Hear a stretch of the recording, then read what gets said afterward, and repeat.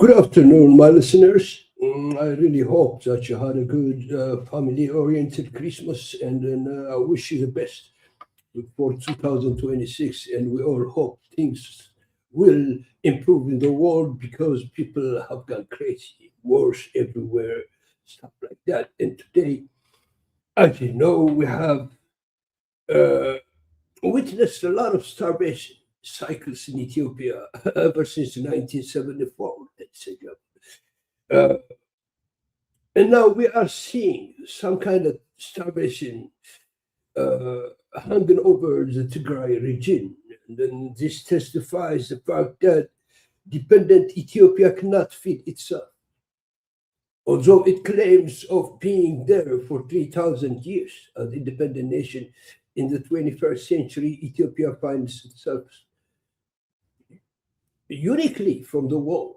It couldn't feed itself. There has to be some problem with its policies. There has to be a viable reason for this cyclic starvation in Ethiopia. I don't think starvation is a fate, a natural fate for Ethiopians, but it's a man-made defect. One may ask the reason why Ethiopia stands exceptional in this. And this is statistics.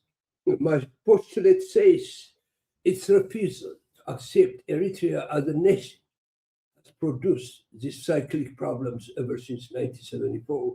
Ladies and gentlemen, in 1991, the armed struggle started.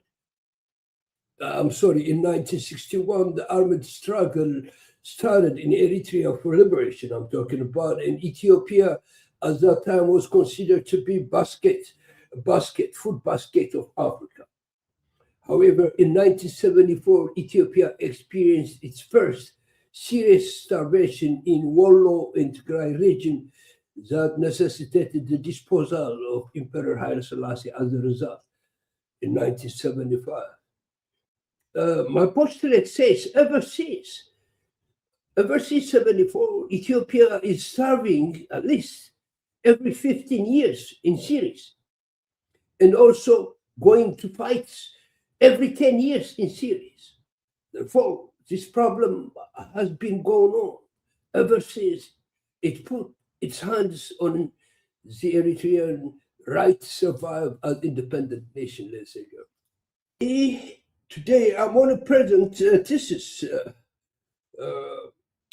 analyzing the cost-benefit analysis itself on backward Ethiopia's self-destruction by vandalizing history, creating history, exporting its failure, instead of checking itself out and accepting the problems it creates for itself politically and socially, and then correcting the problems by externalizing every misfortune, making the very young Eritrea its cumulative cause of corruption, brutality, genocide, rape, insecurity, and failure.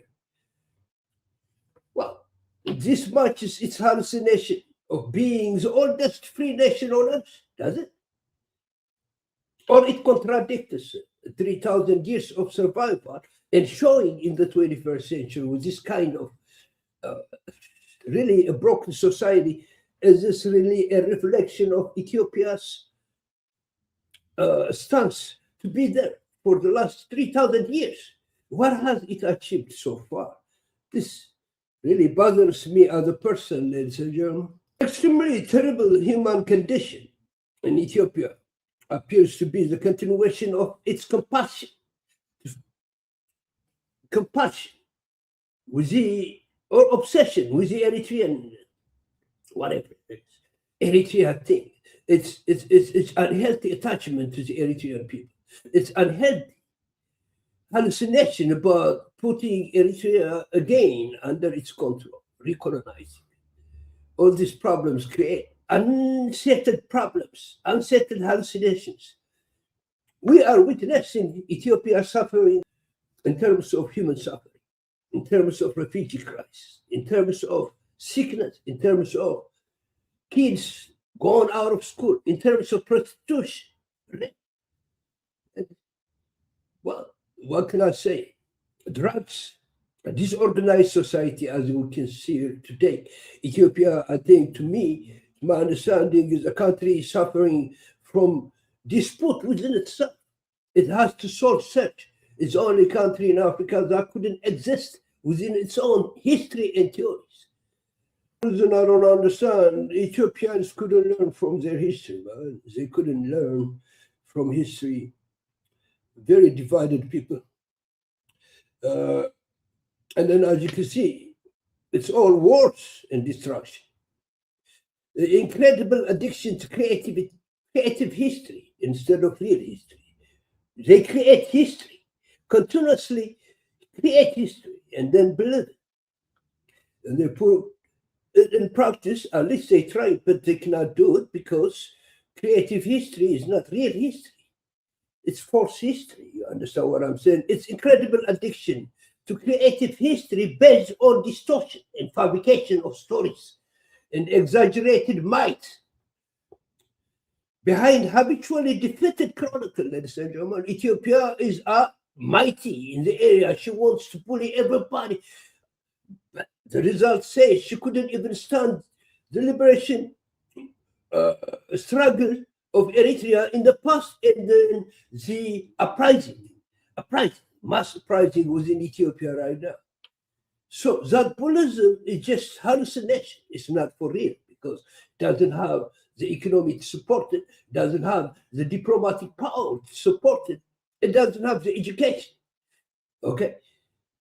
And then the nature of Ethiopia itself, in view of international laws, all this crisis compile and they congest Ethiopia into failure, into cyclic failure. My dear listeners, I'm not sure if the disgusting condition of Ethiopia were unavoidable. A course of failure by its own making, or I'm not sure if it's a curse from Mother Nature or unfortunate destiny beyond the control of its people. But it is the only country in history with many liberation movements trying their best to call it enough is enough. The result is fractured nationhood, fractured nation, fighting everywhere. About 12 liberation struggles to stay away from the concept of Ethiopia as such. Can Ethiopia recover from its own existential debacle? Ladies and gentlemen, we're going to discuss a little bit, but I'm going to show you a video first, and then we can go, and I'll give my analysis and appreciate your patience. Port of Assab, Egypt and Eritrea, a secret military agreement can increasing tension in Ethiopia. The world took notice. Egypt, North Africa's military heavyweight, was suddenly at one of the Red Sea's most strategic crossroads. These weren't routine visits. The warships signaled a deeper military partnership. The silence was intentional, leaving neighbors like Ethiopia guessing and recalculating their own strategies. This move was the result of years of shifting alliances and rising tensions in the Horn of Africa. Ethiopia, landlocked and ambitious, had been vocal about its need for sea access, directly implicating Eritrea. Eritrea, feeling the pressure, responded by inviting Egypt, fundamentally altering the regional balance. The Egyptian fleet's arrival at Assab. Well, as you can see, Ethiopia had the tenacity to live peacefully with Eritreans. This wouldn't have happened, ladies and gentlemen.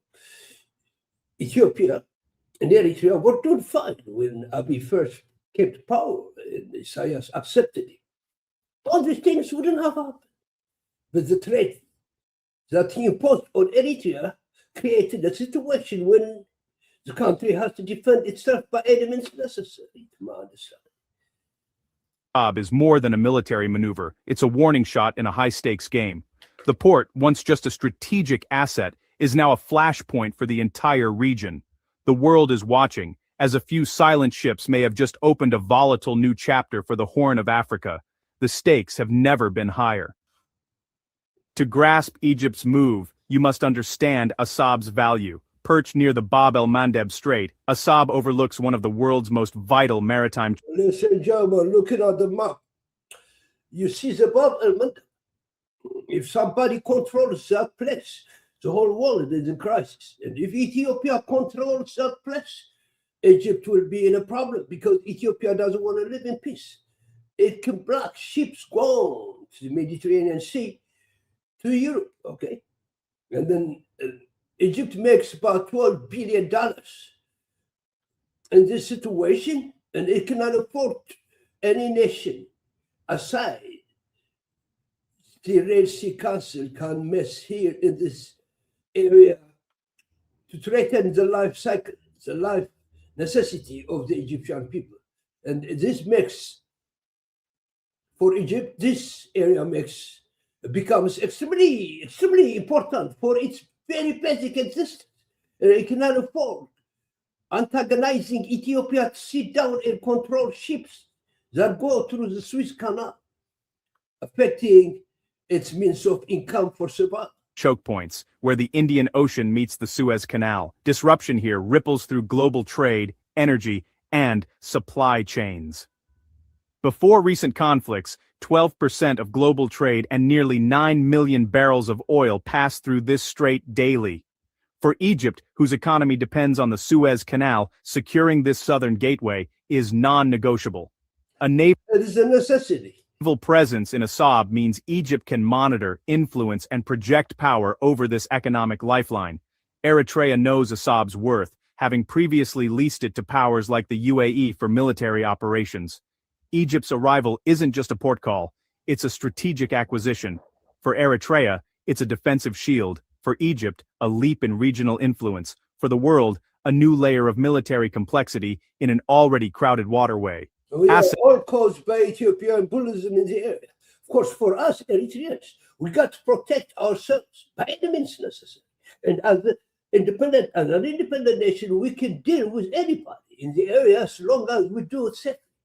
As long as we don't antagonize US interests, Chinese interests, Russian interests, and then the whole world's interests as such. But we have to protect our nation by any means necessary.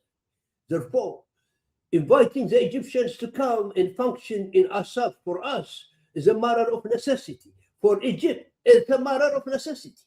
At the same time, it doesn't matter how Ethiopia looks at it. She invited the whole problem to the area. Assab is once again the jewel everyone wants to hold. Egypt's move into Assab wasn't announced, it was discovered. Maritime tracking sites first noticed Egyptian warships heading south, their signals raising eyebrows among defense analysts. Satellite images soon confirmed the vessels docked at Assab, turning whispers into undeniable proof. Online forums and military analysts pieced together the story, speculating on Egypt's intentions and the regional implications. No government statements, just digital breadcrumbs and sharp-eyed observers. This is modern geopolitics. Actions speak louder than words. Absolutely. What else? People are talking. You can keep talking. Like the Ethiopians are talking. We're going to do this. We're going to hurt Eritrea and this. But silent diplomacy works better. Ladies and gentlemen, it's a matter of necessity for us and for the Egyptians to block Ethiopia's ambition to come close to the sea, outside, using it for trade, commerce, export, and import. It has nothing to do with it. It doesn't own it. So they have to protect the sea that they mutually share with other members of the council, Red Sea Council. And then the move was beautiful, obvious, and it doesn't need advertisement as such. Beautiful, silent diplomacy. An ambiguity is a weapon. Egypt and Eritrea's silence forced rivals, especially Ethiopia, to imagine worst-case scenarios. The uncertainty itself became a powerful deterrent. Journalists and experts built the narrative from open-source evidence, revealing a calculated power play. In today's world, a major military move can become global news, without a single official word. The message was delivered, loud and clear, through silence. Ethiopia will have to think about its ambition to wage war in this area, because it will suffer the consequence still. The Eritreans will protect themselves by any means necessary. They can go even beyond this. Ethiopia has to know this. Therefore, we inviting the Egyptians to Assad. It had to be expected. It had to be expected, and I believe this is a beautiful move. In fact, instead of inviting the superpowers, the big ones like Russia, China, and America, you can bring an African brother that owns also part of the Red Sea to protect the common sea together. Beautiful move. Ethiopia, with over 120 million people and a booming economy, remains landlocked, a vulnerability that shapes its national psyche. Since losing its coastline to Eritrea in 1993, Ethiopia has relied almost entirely on Djibouti's ports. Well, it didn't lose Assad because it was hurt. It lost it because it colonized it. Eritrea was liberated out of the Ethiopian colonialism, and Assad was just part of it. Ain't no separate Assad that exists outside the map of Eritrea, ladies and gentlemen. Dependency that stirs frustration and anxiety. Ethiopian leaders now openly call sea access a national right, hinting at historical claims to Assad and raising alarms in Eritrea. There ain't no historical claims. If they got that claim, they can go to the United Nations and accept. There is no history that tells Assad had been Ethiopian outside the 30 years they colonized the country. So there is no issue. Memories of past wars linger, and Eritrea sees Ethiopia's rhetoric as a direct threat. Ethiopia's reliance on Djibouti is a single point of failure. Any disruption could cripple its economy. Well, it chose to do it that way. Somalians were ready to give it ports. The Eritreans are ready to give it their ports, to give its ports for use, for trade, business, import and export. Eritrea didn't refuse this kind of services because we know it's the responsibility of our country to deliver that based on the United Nations law of the seas. So it's Ethiopia that's gambling with all this. It's messing with Djibouti too. And if Djibouti stops working with Ethiopia, I don't know what's going to happen to it. But nobody is going to allow Ethiopia to build navy or military gadgets in our country, in Somalia, or whatever in the neighborhood, you understand, or in Djibouti. So it's adventurous move caused all these problems to itself. Negotiate, lease, or, most dangerously, use force. Egypt's arrival in Assab is a clear warning. Any move on Eritrea now risks a wider conflict. Ethiopia's Red Sea... Absolutely. Ethiopia trying to capture Eritrea means, actually, for the Red Sea, for access means directly threatening Egyptians. Because the Red Sea is not only Eritrean, it's also Egyptian. Not only Egyptian, the other countries that own Red Sea. It is considered a threat to all of them. Egypt is a masterstroke of deterrence, not aggression. Facing a much larger Ethiopia, Eritrea needed to raise the stakes without firing a shot. By bringing Egypt into the equation, Eritrea internationalized its dispute, making any Ethiopian move risk a clash with a regional powerhouse. We got it like that too, because we internationalize. We have international waters in the Red Sea. Here is a bully Ethiopian threatening peace in the region overall. Red Sea is international, therefore this is internationalized. Beautiful policy, beautiful silent diplomacy. It's international waters. The international community has to keep it away from bandits like Ethiopia that want to come and make wars and whatever ambitions they have. Understand? Feudal ambitions, imperialistic ambitions. Nobody told Ethiopians not to use this port, but they can only use it by battle law. Therefore, Egyptians and Eritreans are protecting their sea, their common sea. Ain't no other BS in this situation. It's direct, and everybody should understand it in such a way. Borrowed strength fundamentally changes Ethiopia's calculations. Eritrea's history is pragmatic, publicly opposing foreign bases, yet repeatedly leveraging its ports for security. Hosting the UAE, courting Saudi Arabia and Russia, Eritrea has always used geography as a bargaining chip.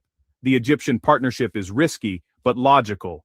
It deters aggression and forces Ethiopia toward diplomacy. Eritrea isn't seeking conflict. It's ensuring survival. The message: Eritrea is no longer an easy target.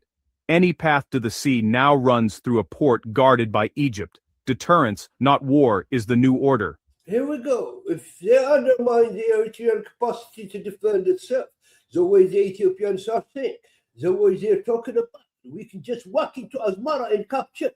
But right now, they're talking about capturing the whole country. Then Eritrea should defend itself with anyone. This has been a very effective combination of being smart and being strong. Ethiopia better stop.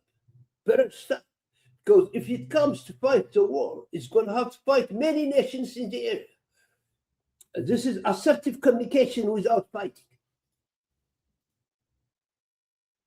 For Egypt, Assab is about more than helping an ally. It's about power projection and national security. The Suez Canal is Egypt's economic lifeline. Controlling both ends of the Red Sea secures this artery. A base in Assab lets Egypt monitor threats and assert influence far from home. The move is also a message to Ethiopia, with whom Egypt clashes over the grand Ethiopian Renaissance Dam and Nile water rights. The naval presence is leverage, reminding Ethiopia that Egypt can pressure on multiple fronts. Egypt also seeks to reclaim its role as a regional leader, countering. You see, Egypt is playing a great politics here. Ethiopia wants to control Egypt through the Nile and through the Red Sea. It can play games. That's how Abiy thinks. He's too shallow, he thinks so. But Egypt came to secure its Red Sea as it is trying to secure the Nile. Do you understand what I'm saying? Therefore, it was a counter move that balances or neutralizes Ethiopia's threat. Egypt's interest in the Red Sea. The influence of the UAE, Saudi Arabia, and others in the Horn of Africa. The Assab deployment is a low-cost, high-impact maneuver, boosting Egypt's prestige and strategic reach. It's a multi-layered strategy: economic security, regional influence, and diplomatic leverage. For Cairo, this is about shaping the future of the region to its advantage. Assab is more than a port, it's a statement of intent. Egypt's arrival in Assab adds new complexity to an already crowded Red Sea. The region is a global military hotspot. The US operates from Djibouti, China has its first overseas base there, and Russia is seeking a foothold. Recent Houthi attacks have turned the Bab el-Mandeb into a conflict zone, drawing even more naval power. The Red Sea is now patrolled by warships from rival nations, raising the risk of miscalculation. Egypt's move introduces a powerful regional dynamic. Alliances are shifting, and local actors are asserting themselves.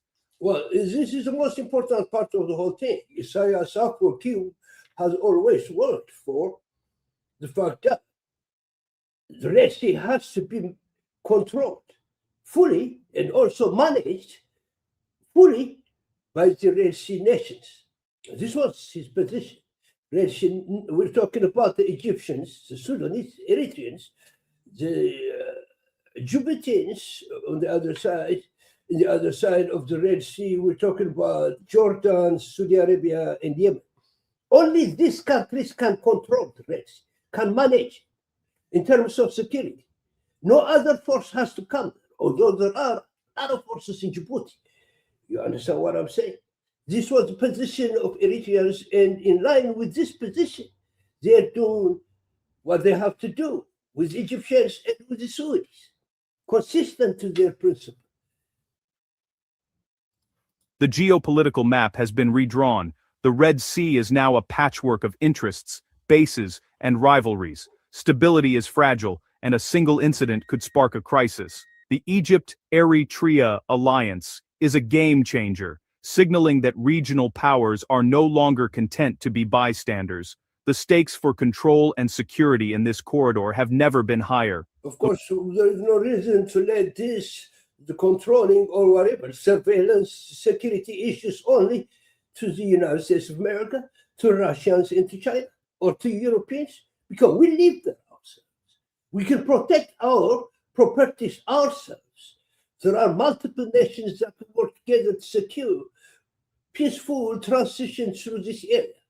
Therefore, the policy is going towards that area. I don't know how the superpowers, especially America, looks at this. However, they're all congested in Djibouti. except Russia. Even China is in Djibouti at this time. We just don't want more congestions in the area. We Eritreans, the way I look at it, the policy is no bases. Because there is a capacity for all these nations, Red Sea nations, to secure what the others want to be secure. You understand? Beautiful policy. The world must now navigate these treacherous waters with extreme caution. The Egyptian fleet in Assab isn't just about bases, it's a message of deterrence and alliance. For Ethiopia, it's a warning. Sea ambitions now face a formidable barrier, and any aggression risks a wider war. For Eritrea, it's a triumph of strategy, leveraging geography to secure sovereignty and a powerful patron. Even small states can shift the balance. By working with the Egyptians won't create bigger problems compared to working with the Chinese and Russians, giving them a base in there. Will create problems with Americans, of course, but given Egyptians a base there, it shouldn't create any problems because Egyptians are ally of the America, and then at the same time they own the Red Sea. So you're talking about neighbors protecting their own common grounds. You shouldn't create adversaries as much as it could have created had Eritrea went with Russia and China exclusive. Playing the geopolitical game wisely. For the region, a new era has begun. Local powers are shaping the Red Sea's future, not just global superpowers. Local nations are shaping the fate of the Red Sea, not superpowers. This is very important policy of the Eritrean people. I think it's sinking. It's actually equaling into the other nations around the Red Sea. Beautiful. Egypt-Eritrea axis proves that regional dynamics now matter, as much as global ones. The ships in Assab are a line in the sand, a silent, powerful statement. In geopolitics, sometimes silence is the loudest message. The region is listening, and the rules have changed. Ladies and gentlemen, let's discuss about the situation now. I'm talking about the silent diplomacy, Eritrea's silent diplomacy. They didn't advertise it. Nobody's talking about it. They just do it silently, but effectively. Avoiding war through smart and silent diplomacy. You got to be very powerful upstairs. This is exactly what they're doing. To avoid war. Ethiopia instigated war in the region through smartness, through intelligence and silence. They call it silent diplomacy. 2, stopping lawless barbarism via civilized focus and peaceful communication, combined with efficient and disciplined military force. Eritrea is militarily strong, but it's also becoming stronger, actually, by aligning with those countries, like especially with Egypt and Saudi Arabia, securing the Red Sea, while securing the land by itself, by the ground force. 3, terminating Ethiopia's self-destructive, desperate ignorance, I call it. That doesn't match 21st century's way of thinking. Before it explodes in the region, before Ethiopia starts war or whatever, you give it the demoralizing blow in unification. Unification meaning in a united force, united mind, mentality between the Egyptians and the Eritreans. Okay, forget about the Somalians who are already in this team anyway. Forget about the Sudanese that are already in the team for common interest. But this is the mission. Terminating Ethiopia's self-destructive, desperate ignorance. I call it that. Before it explodes and hurts the region. Systematically modulating the devil in Alice with the language he understands before he throws a punch, let's say. And then number 4, neutralizing the big mouths of the biggest walls. Okay? Biggest walls, I call them biggest walls because they act big, but they're small. Biggie, by mouthing, by talking. For once and for all, with absolutely silent diplomatic knockout punch. This is the way I define it. Ladies and gentlemen, let's go to the discussion. This is exactly how Eritrea and Egypt are dealing with the problem, with a chaotic problem before it comes to be practical on the ground. Ethiopia's regional bullism and intention to expand by means of fake history, creative history, and colonialism, and instead of striving to use regional resources amicably, peacefully, and by the law of the seas, has caused a major collective geopolitical reconfiguration by Sudan, Egypt, and Saudi Arabia. Ladies and gentlemen, we're going to come to discuss what has been going on, what the position of Sudan is also in this situation, but by default logic, it has interest in here, common interest. Therefore, by default logic, Sudan is in, Egypt is in, Saudi Arabia is in, and Eritrea is maneuvering the situation silently from the background, without advertisement, without imagizing its role. She's playing the political cards and controlling the show without any kind of advertisement. In this outstanding situation with outstanding effect. Do you see what I'm talking about, ladies and gentlemen? Eritrea is always silent, but of course Egyptians and the Eritreans are agreeing to do whatever they have to do, but also they have been committed to get with Somalia to protect the region.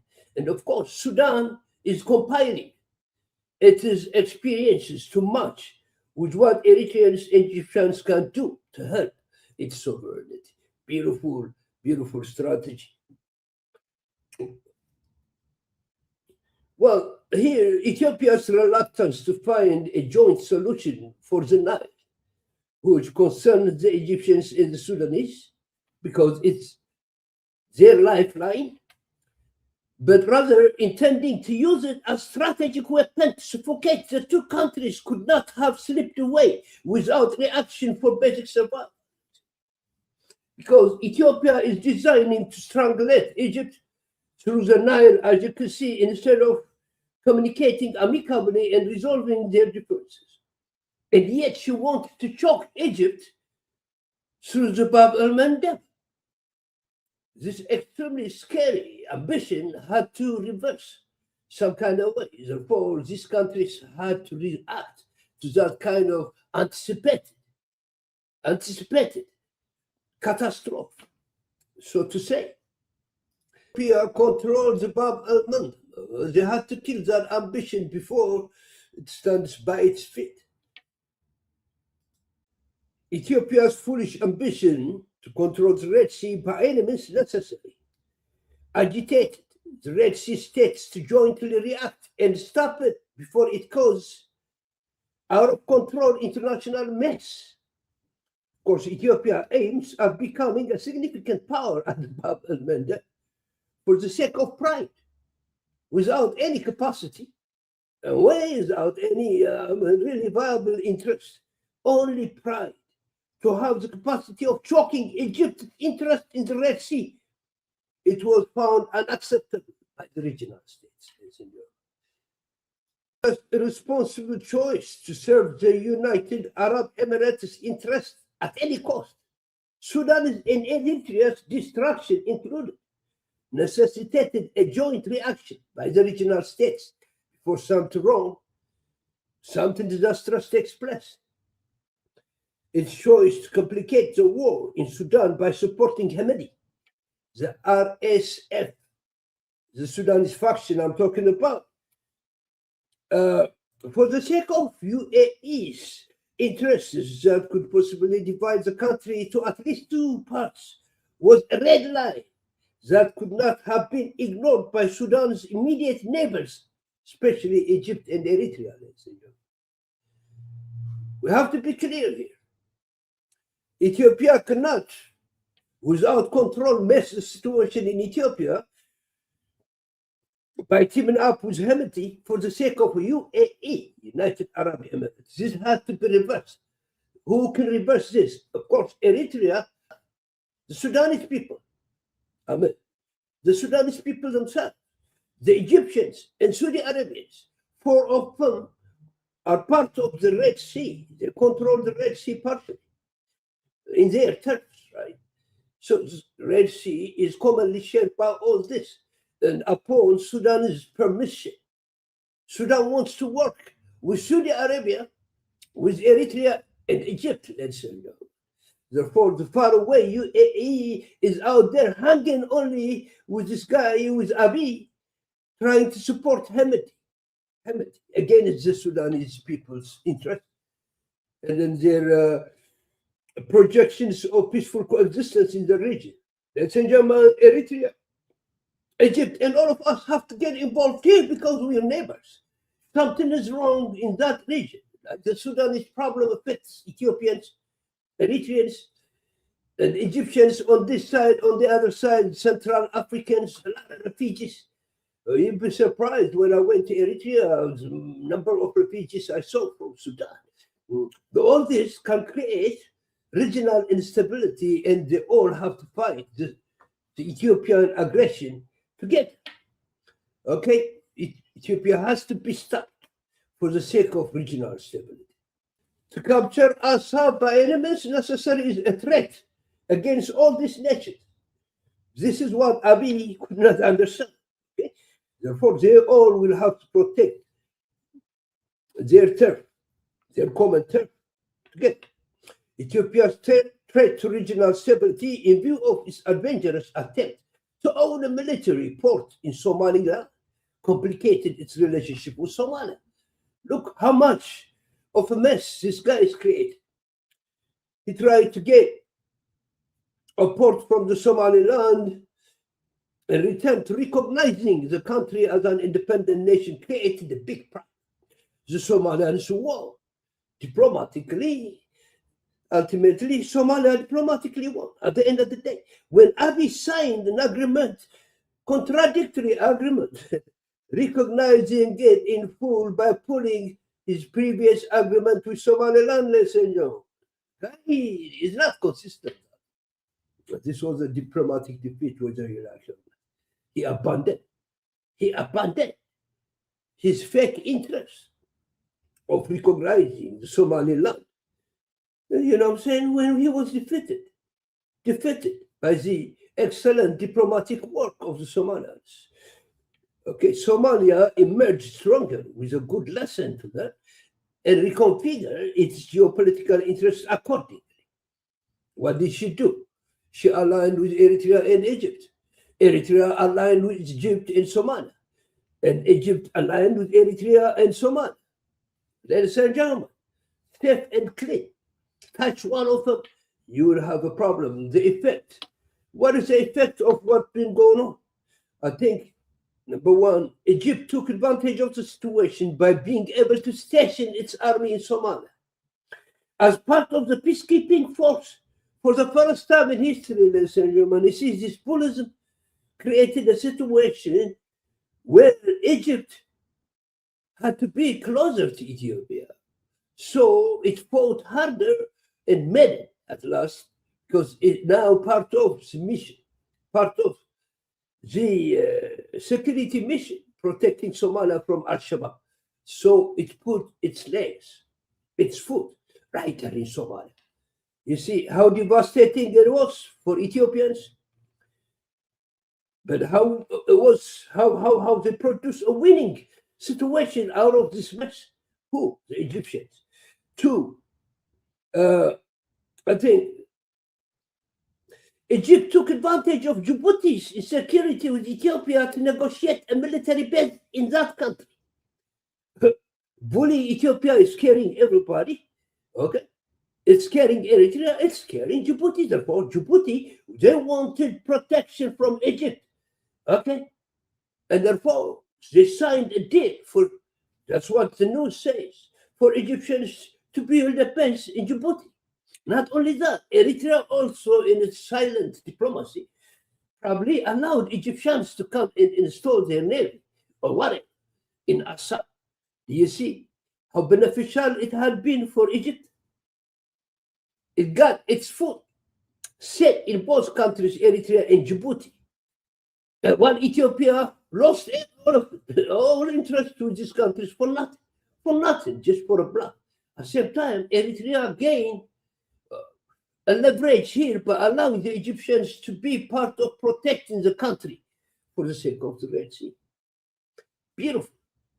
Ambition to be part of the Red Sea nations by any means necessary was strongly rejected by all nations in the Red Sea Council that have agreements to protect the sea with combined effort from only its members without any other external involvement. You see, they have an agreement in the council. In fact, that is now elevated to a higher standard, higher agreement because of the Ethiopian aggression. Red Sea can only be protected by the Red Sea nations, the council says. So they're putting that in practice without any problem, without antagonizing the interests of the big powers like China, Russia, and America. Excellent for Eritrea, for Sudan, Somalia, and Egypt, but also for Ethiopia. In the condition a civilized government replaces the savage government, in a condition Ethiopia wants to work peacefully with those countries. But now Abiy has no place and has no power to do anything in this situation. The issue is completely closed. And then the final output was the Sudanese government's acceptance of US Saudi Arabia's joint proposal for Sudanese peace with significant Egyptian backing. They said, man, I'm going to bring you this. It's been known in the United Nations that the Sudanese want to work, okay, with Saudi Arabians and Egyptians away from the Arab Emirates that was supporting Abiy. And of course, there are lords fighting the Sudanese government in Sudan, okay? It doesn't matter who you justify. I'm just telling you, the government in Sudan, whether it's bad or wrong, good or bad, actually it represents the nations, the nation itself, in United Nations. Therefore, it has legitimacy for that country, ladies and gentlemen. So, Saudi Arabia, an American proposal has been accepted by the Sudanese government, okay? And Egypt has accepted it. Eritrea will have to accept this too. In the background, I hope, although the image hasn't come out like that, it looks like Eritrea is going in that direction. And through this deal, Eritrea can probably sneak itself into direct contact with America on political and geopolitical matters beyond the Red Sea. Wrap up, or in conclusion, at the end of the day, the four regional countries, Sudan, Eritrea, Saudi Arabia, and Eritrea, find themselves standing together, okay, and protecting the Red Sea together, actually, and then synchronizing on how to resolve the issue, the problem in Sudan. UAE, United Arab Emirates, significantly losing leverage, and Ethiopia's hallucination getting more and more isolated from the dynamic. Ladies and gentlemen, things are taking place faster than you expect, and we will together see what may happen in the near future. But this is the end of the story for today, and thank you. What I'm talking about is Ethiopia's aggression is challenged through all directions by beautiful, silent Eritrean diplomacy, and they're all doing it with excellence. At this point, what exactly is the Sudan thinking about the Sudanese, about the American Saudi Arabian proposal? And I will bring you an official record to that effect. And thank you very much. The channel is early. As you know, this is productive. I'm trying to produce something. I'm coming here with a little research to match your intelligence, ladies and gentlemen, because I respect you as my listeners. I don't want to waste your time. I don't want to come here with speculations. I got to think about it and associate it with the knowledge I have about the region. Therefore, productivity can be produced here. Collective productivity, that's what we can achieve together. So please don't stop. I think I have about 120, 21. That's good. It's good. Subscribers, please expand so we can work together to maintain peace, guaranteed peace from strategic point of view. Ladies and gentlemen, in our region, and stop Abiy's aggression altogether for Ethiopians. From now on, to reconfigure their political view of the region and create a beautiful, amicable place for everybody. Have a good day and thank you.